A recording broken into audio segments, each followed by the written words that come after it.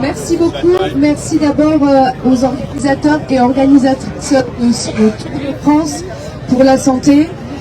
La santé, évidemment, ça nous préoccupe tous et toutes, tant la situation est grave dans de très très nombreux territoires et dans quasiment tous les hôpitaux de notre pays. Nous savons ce qu'il faut faire. Nous savons ce qu'il faut faire.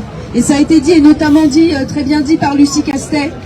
D'abord, il faut remettre des moyens dans l'hôpital public et dans toute la chaîne de soins et de santé et du médico-social. Ces moyens, nous savons où les trouver.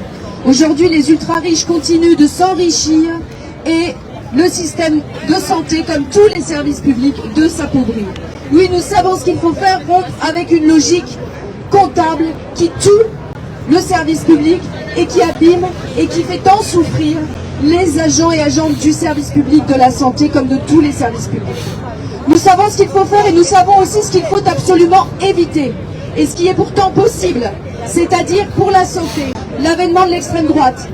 Cela voudrait dire bien entendu, et toute ma solidarité aux jeunes de Belleville, évidemment une remise en question de l'aide médicale d'État avec tout ce que cela signifie, tant pour les personnes qui sont aujourd'hui dans ce statut, mais aussi pour la santé publique en général dans notre pays.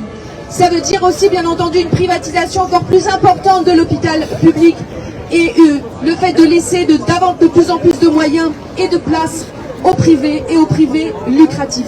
Ça veut dire aussi bien sûr un déni majeur sur la santé environnementale.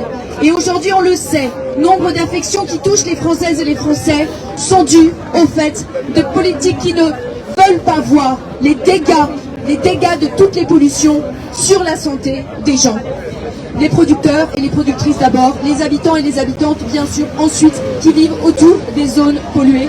Qu'on pense à la campagne dans l'agriculture, on pense autour de sites d'usines tels que par exemple pour les PFAS. Je terminerai en ayant une petite pensée. Hier, j'étais en visite dans ma circonscription à Cachan auprès des personnels d'un SIAD, d'un service de soins d'infirmiers à domicile. Et je discutais avec les agents et les agentes de leur situation de travail, de ce qu'elles faisaient sur le territoire. Et de quoi m'ont-elles parlé? Elles m'ont parlé de leur droit à la retraite. Et je crois qu'une chose essentielle à faire pour notre système de soins et pour notre société en général, bien sûr, c'est l'abrogation de la retraite à 64 ans, car il est évident que dans tous les hôpitaux, dans tous les services publics, les personnels doivent avoir le droit à un repos juste et mérité, bien avant 64 ans.